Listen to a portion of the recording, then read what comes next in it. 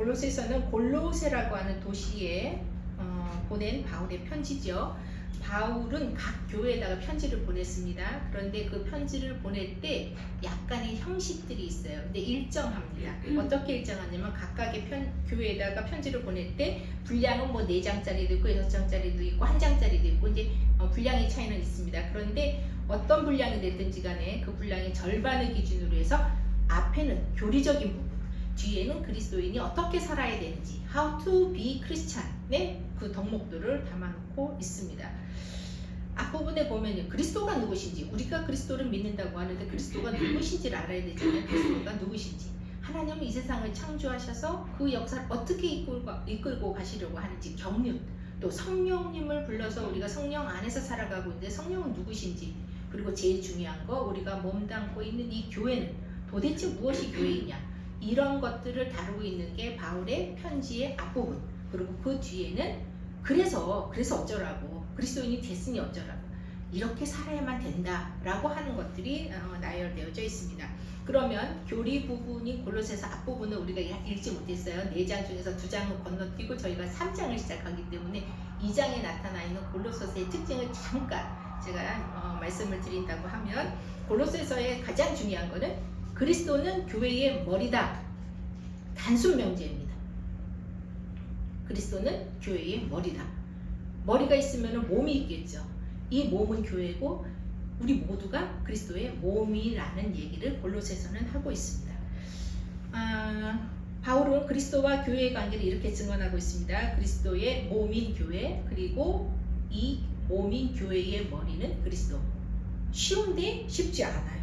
골로새서에 보낸 바울의 설명에서 그리스도와 교회의 관계를 여러분들이 쉽게 기억하기 위해서 제가 세상말을 인용한다고 하면 골로새서는 골 때리는 문서다. 골 얘기가 나와요. 골수, 머리. 예, 그리스도가 골수이고 골이고 머리라는 얘기죠. 우리는 교회라는 얘기인데 여기서 중요한 게 있어요. 요거를 기억 못하시면 도대체 뭔가 하는데, 골로새서에서 말하는 교회는 지금 우리가 이렇게 다니고 있는 건물로 지어지고 우리 목사님이 있고 우리 지체들이 있고 이렇게 제한적인 교회가 아니에요. 그래서 골로새서가 어려운 거예요. 골로새서에서 말하는 교회는 하나님이 만드신 온 우주 천지 다 피조물, 뭐 모든 거요. 이사야에서 앞장에 나오는 것처럼요. 나무도, 구름도, 흙도, 돌도, 인간도, 동물도, 모든 피조물, 생명이 있는 모든 피조물은 우주 전체가 교회라는 거예요. 굉장히 확장된 교회 개념을 보여주는 게 골로새서고, 그러다 보니까 골로새서가 쉽지 않은 편지 앞부분을 갖고 있습니다. 그럼 왜 골로새서에서는 우리가 알고 있는 이런 제도화된 교회, 건물 교회가 아니라 그렇게 확장된, 전 우주로 확장된 교회를 교회라고 하느냐? 이유가 있어요. 골로새서는 우리가 잘 알고 있는 라오디게아하고 인접되어 있습니다. 근데 거기에 넓은 들판이 있었어요. 그래서 그 들판에서는 양들을 많이 쳤고, 그러다 보니까 지금은 골로새서가 조금 사멸됐습니다. 그래서 현재의 지역으로도 여기다라고 딱 짚어서 말할 수 있는 게 없는데, 그러다 보니까 이제 그 양의 털이나 그런 것들을 이용을 해서 직물 사업이 발달했습니다. 먹을 게 있는 거예요. 일거리가 있는 거예요. 그러니까 그 주변 지역에 있는 많은 사람들이 골로새서에 모여들었습니다. 라오디게아를 혼내는 우리 요한계시록 3장의 말씀을 아시죠? 너는 네가 부하다고 생각하나 너는 가난하다. 너의 헐벗은 것을 봐라. 그게 골로새서에서도 똑같은 얘기예요. 그래서 여러 지역에서 사람들이 모인다는 건 어떤 의미예요? 다양한 종교를 가지고 들어와요. 다양한 문화적인 그 차이를 갖고 들어옵니다. 그래서 교회가 세워졌음에도 불구하고 자기가 믿던 종교의 이러저러한 모습들을 거기다가 자꾸 혼합시키는 거예요. 문화를 혼합시키는 거예요. 그래갖고 이게 뭐 이상한 형태로 나갈 수밖에 없는 그 지경에 빠진 걸 에바브라를 통해서 바울이 듣습니다. 무슨 소리야? 그런데 그 다른 지역에서 살던 사람들이 갖고 온 종교들이 뭐냐면 해를 섬겨요. 달을 섬겨요. 별을 섬겨요. 힘있어 보이는 모든 것들. 요새 우리 장마철에 천둥 많이 보셨잖아요. 저희는 시골이라 그런지, 그리고 저희가 사는 가평이 대한민국 전국에서 낙뢰를 실험하는 실험 장소래요. 그만큼 천둥과 번개가 많아요. 저희는. 그래서 무슨 이렇게 세상이 종말난 것 같은 느낌을 순간순간 받을 때가 많은데 그런 걸 보면 사람들은 두려움을 느껴요. 그러면 그걸 섬겨요. 그리고 그걸 신격화시켜 버립니다. 그런 것들이 자꾸 그리스도교로 들어오는 거예요. 교회를 세웠음에도 불구하고 가면서 하나님도 계시지만 이것도 같이 멜팅시키고 이것도 갖다 혼합시키고 안 된다. 만물의 머리 되시는 그리스도가 교회의 머리 되신다. 이렇게 얘기하는 게 골로새서입니다. 그래서 골로새서에 대한 이해를 여러분들이 갖고 계셔야 그리스도는 교회의 머리다 이러면은 우리 교회의 머리는 예수님, 그 다음에 목사님, 그 다음에 장로님, 권사님 이렇게 내려가나? 이런 착각을 하시지 않고요. 만드신 하나님이 피조하신 모든 세계에, 왜냐하면 만물 전에 그리스도께서 계셨어요. 그리고 만물 안에 충만함으로 계셔요. 그래서 이 만물의 머리 되시는 그리스도를 얘기하는 게 골로새서고, 그게 기억이 잘 안 나시면은 골로새서는 볼에 대한 얘기였지 머리였지 이렇게 기억을 하시면 됩니다. 그런데 우리가 읽은 것 중에 10절에 보시면은요, 우리를 사람으로 만드셨는데 이 만물 가운데 그리스도께서 머리가 되어 주시고 몸인 모든 만물 가운데 유일하게 하나님의 형상을 받은 게 우리예요. 인간이에요. 그럼 우리를 사랑하세요. 우리에게 모든 권한을 주셨어요. 왜 그랬을까요? 하나님 왜 우리를 부르셨을까요? 왜 사랑하실까요? 이거는 팩트예요. 어느 초등학교에서 있었던 얘기라고 합니다. 어버이 주간이 다가오니까 선생님이 효도 편지를 쓰게 하려고 아이들에게 엄마 아빠는 여러분들을 왜 사랑하실까요? 이렇게 물었다고 합니다. 그랬더니 아이들이 이렇게 고개를 흔들흔들 하더니 그러게요. 근데 그 말이 웃음 얘기인데 어쩌면 우리도 하나님의 사랑을 향해서 왜 사랑하시지? 특히 내 자존감이 바닥을 칠 때는 나 같은 걸 왜 사랑하시지? 그리고 내가 봤을 때 저 사람이 너무 이상해요. 너무 못됐어요. 왜 저런 사람을 사랑하시지? 저 사람만 없었으면 벌써 새하늘 새 땅이 됐을 것 같은데 이런 생각을 한단 말이에요.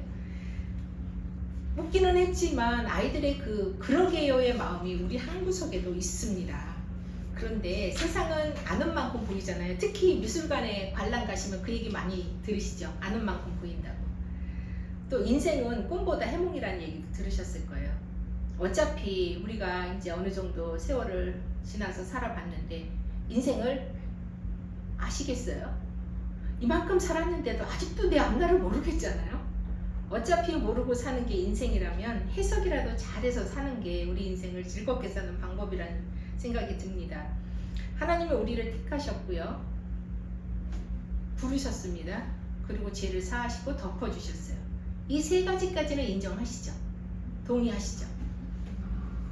그런데 이 세 단계 중에서 아직도 내 마음에 이 허들을 넘지 못해서 약간 까딱까딱거리기도 하고 고개를 갸우뚱갸우뚱 하는 부분이 있으실 거예요. 잘 보세요. 하나님이 나를 부르셨어요. 인정하시죠? 하나님이 나를 자녀로 삼아주셔서 아버지라고 부르라고 하셨어요. 오케이. 인정도 되고 오케이도 되고 감사도 나와요. 그런데 이 세 번째 부분에서 내 죄를 사하여 주셨고 내 죄를 덮어주셨어요. 나는 흰눈과 같이 깨끗하게 됐어요. 요즘은 대중목욕탕에 가시는 분들이 별로 없으시는데 옛날에는 겨울에 빨간 내복 입고 옷 두껍게 입고 있다가 목욕탕에 가서 그 옷장에다 옷 걸어놓고 목욕 깨끗하게 하고 나서 옷장 딱 열면 내 옷에서 그렇게 냄새가 나는지 몰랐잖아요. 그 사람 살 냄새, 생활의 냄새 막 이런 것들이 역겹게 느껴지잖아요. 우리가 새 사람이 됐을 때 그냥 옛날의 모습을 다 훌을 벗어버리고 새 사람이 됐으면 얼마나 좋겠어요. 그게 안 돼요. 그래서 내 죄를 사해줬다는 거, 나를 깨끗게 했다는 거, 그 부분에 있어서 아직도 동의가 안 되고 마음이 흔들리는 분들이 많아요. 아니 나를 새 사람 되게 했고 내 죄를 깨끗하게 하셨다면 이제부터 나는 죄 없는 세상에서 죄 안 짓고 활짝 살면 얼마나 좋겠어요. 그런데 기도 끝나고 고개를 딱 들어보면 그대로예요. 현실은 그대로예요. 내 마음을 복잡하게 하는 그 문제도 그대로예요. 그 사람도 그대로예요. 아무것도 변한 게 없어요. 그러면은 나는 새 사람인가? 새 사람을 입었나? 세례를 받았는데 나는 새 사람으로 살고 있는 건가? 이런 궁금한 것들이 우리를 많이 찌르게 됩니다. 대략 난감한 사태가 우리에게 끊임없이 벌어지고 있는 거죠. How to be Christian. 그래서 바울은 앞에 부분에서는 교회가 무엇인지, 그리스도가 누구신지 설명을 하지만 뒷부분에 가서는 여지없이 아직도 극복되지 못한 십계명을 바울식으로 우리에게 얘기해주고 있습니다. 여러분들 십계명을 우리가 같이 외우면 그냥 입술로만 외우시고 눈으로만 지나치시는데 곰곰이 생각해보세요. 지금 이 사회에서도 십계명이 제대로 지켜지지 않습니다. 3,500년 전에 만들어진 십계명인데 여전히 도둑질하고요, 여전히 거짓말하고, 여전히 비방하고, 여전히 악담하고, 여전히 남의 것을 탐냅니다. 질투라는 게 그런 거거든요. 내게 주신 분깃이 만족하지 못해서 남의 것을 탐하는 거거든요.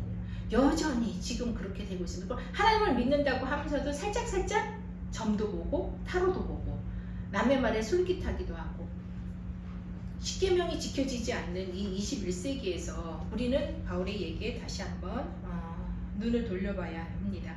3장에 나타난 어떻게 살 것인가, 그리스도인으로 어떻게 살 것인가는 골로새서 3장에서는 두 부분으로 나누고 있어요. 하나는 옛사람을 버리고 새사람을 입어라. 두 번째는 그리스도인이라면 이런 가정 생활을 해야 된다라고 가르쳐주고 있어요. 이 바울의 서신 중에서 그리스도인이 가정생활을 어떻게 해야 되는지는 두 군데서 나오는데 바로 여기 골로새서에 나오고 있습니다. 이렇게 살라고 하는 것은 이렇게 살면 인생에 덕이 된다는 거지, 모든 것이 가하나 모든 것이 덕이 되는 건 아니라고 했잖아요. 덕이 된다는 거지, 이거를 지키지 않으면 너는 구원의 반열에서 밀려나고 심판날 너는 영영 지옥에 빠질 것이다, 이런 율법은 아니에요. 이런 율법은 아니고 이렇게 지켜라, 이렇게 해서 모든 사람들과 또 너가 주님의 사람으로서 살아갈 수 있기를 원한다고 우리에게 권면을 하고 있습니다. 3장 1절 우리가 시작하자마자 보시면은요, 그러므로 너희가 그리스도와 함께 다시 살리심을 받았으면 위의 것을 찾으라. 그리스도께서 하나님 우편에 앉아 계시느니라. 우리가 일상에서 밥 해먹고 일하고 버스 타고 지하철 타고 다닐 때 전혀 생각하지 않는 단어와 문장들이에요. 위의 것을 보라. 물론 요새는 뭐 길을 지나려고 그러면은 이제 그 횡단보도 앞에서 도를 하십니까? 뭐 이런 사람들이 있긴 있지만, 그거 외에는 위의 것을 쳐다보라. 그리스도께서 하나님 우편에 앉아 계시느니라. 이런 식의 표현을 하는 사람은 없죠. 그런데 이 표현을 듣는 순간 저는 이렇게 전율 같은 게 느껴져요. 정말 웅장하다. 우리가 알지 못하는, 내가 밥할 때는 전혀 필요하지 않는 소재들인데 이 문장을 듣는 순간 참 장엄함을 느끼게 됩니다. 만물을 교회로 삼고 창조세계의 정점에서 그리스도를 앉히시고 우리에게 위의 것을 찾으라고 골로새서는 우리에게 장엄함을 줍니다. 이 대목을 읽는 순간에 우리의 시선은 우리도 알지 못하는 사이에 위를 쳐다보게 됩니다. 우리의 지향점이, 우리 삶의 지향점이 위를 향하게 됩니다. 위에 뭐가 있어요? 천정이 있죠. 천정 너머는 우리는 볼 능력이 없어요. 사람의 그 시야의 한계에 우리는 가로막히게 되는 거죠. 근데 성경은 우리 보고 위를 보라고 합니다.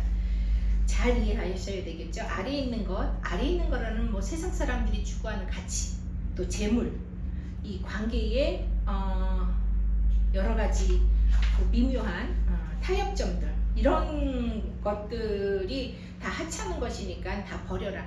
다 버려라. 아래 것을 버려라 라고 얘기하는 대표적인 종교가 있죠. 불교죠. 다 버려라. 다 버려라. 그걸 얘기하는 거는 아니에요. 그렇다고 해서 요 대목을 인용해가지고 교주주의로 빠지는 이단들이 있잖아요. 신천지가 그러하고요. 또 수많은 그 이단들이 그렇잖아요. 세상 거 다 가치 없어. 다 버리고 부모도 버리고 재물도 버리고, 재물은 갖고 오라 그래요. 다 버리는데 오로지 갖고 오는 건 재물이죠. 재물 갖고 이쪽으로 와라. 그래서 우리랑 같이 극락을 가자, 이렇게 얘기하는 게 있는데 그런 걸 얘기하는 것은 아닙니다. 이 세상을 살아갈 때 다시 오실 그리스도를 우리의 소망으로 두기 위해서 위를 바라보고, 하나님의 영광을 소망하라는 얘기가 위를 바라보라는 얘기죠. 그리스도인들의 삶의 힘과 목표가 이미 우리는 그리스도를 통해서 부여받았습니다. 얼마 전에 카톡이 왔어요. 이렇게 아름다운 그림들로 편집이 되어 있고 잔잔한 음악이 흐르면서 왜 사느냐고 묻거든 점점점 그냥 살지요. 뭐 이런 식의 문장들이 카톡을 통해서 제일 잘 와요. 여러분들도 아마 받아보셨을 거예요. 크리스찬의 역사관은 그렇지 않죠. 크리스찬의 세계관은 그렇지 않죠. 크리스찬의 가치관은 절대 그럴 수 없습니다. 우리는 그냥 살지 않아요. 우리는 목표가 있고 방향이 있고 지향점이 있습니다. 하나님이 우리를 위해서 준비하고 계시는 새 창조의 그날, 종말이 의미하는 새로운 시작, 그리스도의 재림, 그것이 우리 삶의 소망이고요. 그 종말론적인 시간으로 우리가 우리의 기본을 두었을 때 우리가 이 땅에서의 삶을 살아낼 수 있는 힘이 되는 거겠죠. 세례를 받고 새 사람을 입은 우리들은 그냥 살지요. 이기에 묻혀서 가서는 절대로 안 됩니다. 새 삶을 살게 된 그리스도인들의 삶이나 생명은 자기 멋대로 처분하지 않죠. 또 내 힘으로 내가 여기까지 이르렀다고 자랑하지 않죠. 오바댜서의 가장 중심된 말이 뭐냐면 오바댜서에서 나오는 네 마디가 있어요. 누가 나를 감히 여기서, 그런 사람들 많아요. 지금 어느 정도 우리나라 6.25 전쟁 끝나고 2세대 정도가 지나갔잖아요. 70년이면. 그러면은 나름대로 자기가 속해 있는 조직들이 견고한 진을 형성하고 그 안에 자기 자식들을 두고 천대까지 살 수 있을 것 같은 권력 구조 속에서 그거를 막 다지는 사람들이 있는데, 그 사람들이 봤을 때는 누가 감히 나를 여기서 라고 얘기할 수 있죠. 그거에 대해서 오바댜서에 하나님의 대답이 있습니다. 내가 너를 거기서. 겸손을 우리에게 하나님은 말씀하고 계시는 거죠. 그리스도교는 우리가 그렇게 만만하게 볼 수 있는 종교는 아닙니다. 세례를 받고 새 사람이 된 사람들이 나가야 할 위의 방향이 오늘 골로새서 3장에 나타나고 있습니다. 인간의 본성을 부정할 수밖에 없습니다. 인간의 본성은요, 배움 없고 가르침 없으면 그냥 짐승과 같이 음란할 수 있어요. 부정도 할 수 있어요. 탐욕을 부립니다. 거짓말도 싫어. 노여움도, 불안함도, 악담도, 비방도, 부끄러운 일들이 부끄럽지 않은 그런 교육받지 못한 상태로 떨어질 수밖에 없습니다. 그렇지만 세례받는 순간 우리는 헌옷 벗고 새 옷 갈아입듯이 새 사람이 되지는 못했으나 새 사람이 가져야 될 조건들을 생각하면서 우리를 변화시켜 나가는 것입니다. 변화되지 못하면 변질될 수밖에 없습니다. 새 사람은 어떤 모습이어야 되느냐? 옛사람은 이렇게 노여워하고 분해하고 악담하고 비방하고 남의 것을 탐내고 이런 것이 옛사람이라면, 새 사람은 12절부터 나오는데요, 긍휼하고, 쉽지 않아요, 자비하고. 자비는 로마서 15장 12절에 나오는 대표적인 문장이 있죠. 함께 울고 함께 웃고. 이게 자비예요. 자비로움과 비례거든요. 그래서 함께 울고 함께 웃을 수 있는 것, 겸손하고 온유하고 오래 참고 서로 용납하는 것. 자, 그런데 여러분들 잘 생각해 보세요. 옛사람의 모습이나 새사람의 모습에서 공통점이 있어요. 극과 극인데, 여기는 아주 극한 부정이고 여기는 극한 긍정인데 공통점은 있어요. 그게 뭐냐면 관계로부터 비롯된다는 거죠. 관계로부터 비롯된다는 거죠. 자, 잘 들어보세요. 내가 무인도에서 혼자 살아요. 탐심 부려도 상관없어요. 그 무인도에 있는 나무 열매 내가 다 따먹어도 누가 뭐라 그래요? 안 하죠. 같이 나눠 먹어야 될 의무도 없어요. 사시사철 모든 것이 다 내 거예요. 거짓말 할 필요 없어요. 그냥 내 마음에 내키는 대로 살면 되니까. 그런데 같이 살다 보니까 겸손해야 되고 자비해야 되고 용납해야 되고 탐욕 부리면 안 되고 비방하면 안 되고 거짓말하면 안 되고. 그래서 우리 그리스도교는요, 골방에 들어가서 혼자 득도하는 종교가 절대 아닙니다. 우리는 너와 나, 마틴 부버라고 하는 신학자가 딱 두 마디로 간결하게 우리에게 가르쳐 줬어요. 그리스도교는 너와 나. 우리나라에 와서는 좀 더 확장되죠. 우리. 그래서 함께 가는 공동체 안에서 벌어지는 일들에 대해서 그리스도인은 이렇게 살아라 라고 끊임없이 얘기하고 있는 것입니다. 그냥 혼자서 사막에 가서 또는 골방에 들어가서 나만 하나님만 바라보고 나만 시간 맞춰서 기도하고 살면 얼마나 좋겠어요. 기독교는 그렇지 않다는 거죠. 그래서 오늘도 우리는 이렇게 모였고 힘들지만 형제를 위해서, 자매를 위해서, 우리 공동체 구성원들을 위해서 헌신하고 봉사하고 그리고 많은 것들을 위해서 함께 중보하고 기도하고 그렇게 살아가게 되는 거죠. 나와 너, 우리 피조 세계를 위한 구원이에요. 장래에 있을 새 창조가 바로 그리스도교입니다. 그리스도를 중심으로 해서 함께 띠를 맨 운명 공동체가 바로 우리 그리스도교고 우리 교회입니다. 이 운명 공동체의 운명을 함께 짊어지려면 긍휼하고 자비하고 겸손하고 온유하고 오래 참고 서로를 용납하면 우리의 삶이 좀 더 기름칠한 윤활유칠한 것처럼 부드럽게 잘 이루어질 수가 있는 거죠. 어떻게 그리스도인으로 살 것이냐. 옛사람을 버리고 새사람을 입으라. 두 번째는 가족관계예요. 참 중요합니다. 그래서 18절에서부터 우리가 읽지는 않았는데 이거 뭐 5월에 과정의 달 되면은 아주 단골로 쓰는 우리 주제어잖아요. 아내들아, 남편들아, 자녀들아, 아비들아, 종들아 이렇게 부르면서 바울이 권면하고 있습니다. 그런데 옛날 목사님들처럼 뭐 남편의 권위를 해라, 뭐 아내를 사랑하라 이런 얘기도 좋지만 이거를 우리가 중심된 말로 뽑아낸다고 하면 서로 선을 넘지 말라는 얘기예요.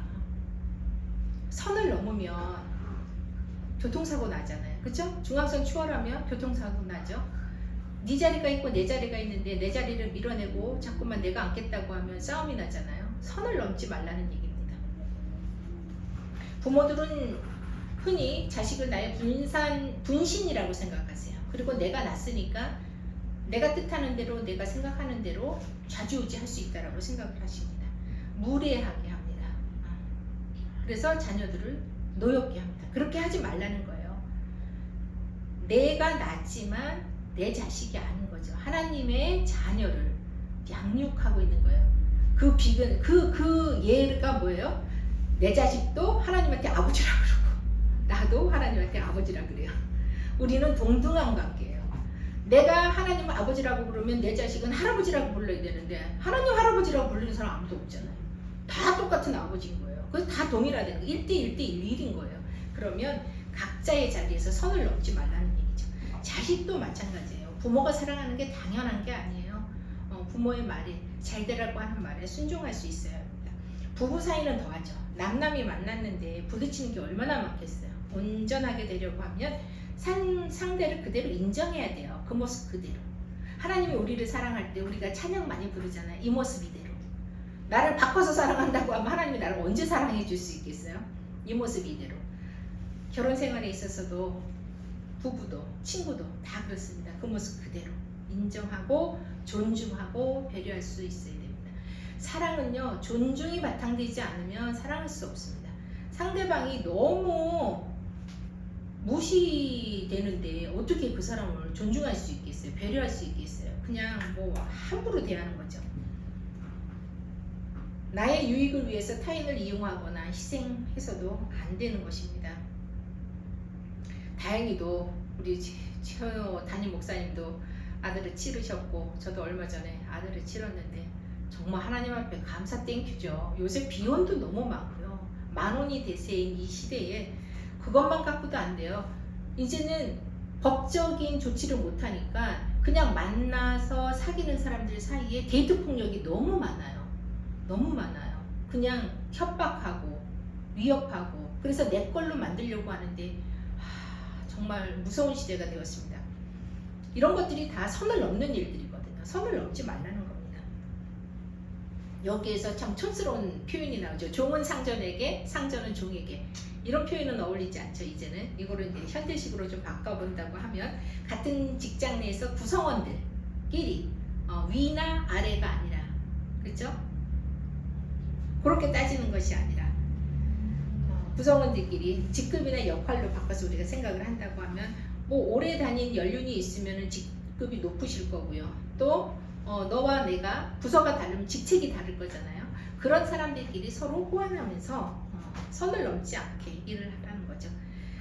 뭐 데이트 폭력뿐만 아니라 들어보면 직장 이즘에도 사회적으로 큰 문제입니다. 일을 떠나서 어떤 사람에 대한 감정적인, 그러니까 그 분노 게이지를 갖다가 다스리지 못하는 사람들이 점점 이 스트레스가 많은 사회, 피로 사회에 살다 보니까 어떤 한 사람을 향하게 되면 그게 폭력적으로 행해지는 경우가 많이 있는 것 같아요. 그래서 직장 이직에도 심한 경우에 골로새서를 함께 오늘 은혜롭게 나눈 우리들이라도 바울의 권면을 따라서 그리스도인답게 우리라도 그 직장 내에서 내지는 가족들 간에 선을 넘지 않는 그런 온전한 관계를 가지면 이 사이가 조금이라도 빛이 나지 않을까 그런 희망을 해봅니다. 성부와 성자와 성령의 이름으로 우리는 세례를 받았습니다. 그리고 새 사람이 되었다고 목사님을 통해서 선포받았습니다. 그런데 그 순간에 우리가 짠 하고 획가닥 바뀌면 얼마나 좋겠어요.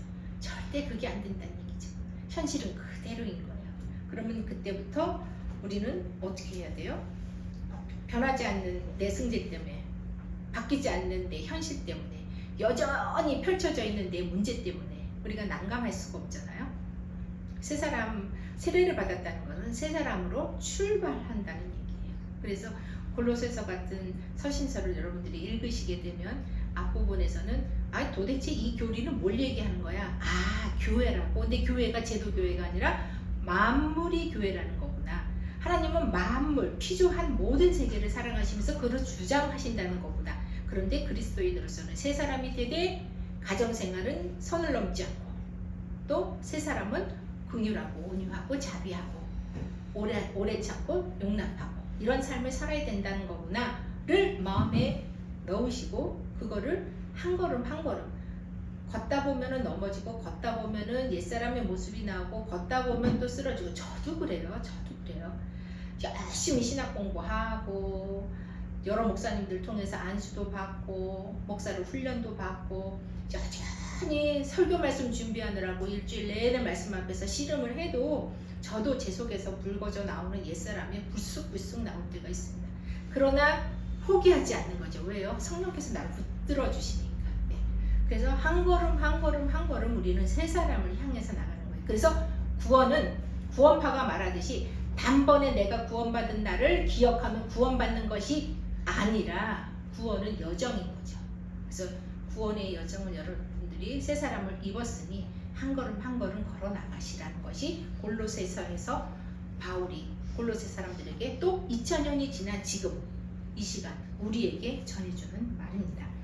그러기 위해서는 우리를 유혹하는, 우리를 미혹하는 세상에 많은 것들이 있습니다. 그리고 우리를 늘 두렵고 떨리게 만들어요. 불안하게 만들어요. 미래는 불안합니다. 과거는 걱정밖에 없어요. 현실은 다 불만스러워요. 과거의 결과로 내가 이렇게 됐나, 지금도 이러니 내가 앞으로 뭐가 되겠나 불안합니다. 후회하고 불만하고 걱정할 것이 아니라 하나님께서, 자비하신 하나님께서 우리를 붙들어 주시고 매 순간 우리를 간섭하시면서 인도하시는 성령께서 우리를 좋은 길로, 선한 길로 인도하신다는 것을 여러분들이 믿고 성령을 쫓아 살아가시는 나날이 되신다고 하면 분명히 새 사람을 입은 자답게 풍요로운 믿음의 생활로 여러분들의 삶이 승리하시리라고 믿습니다.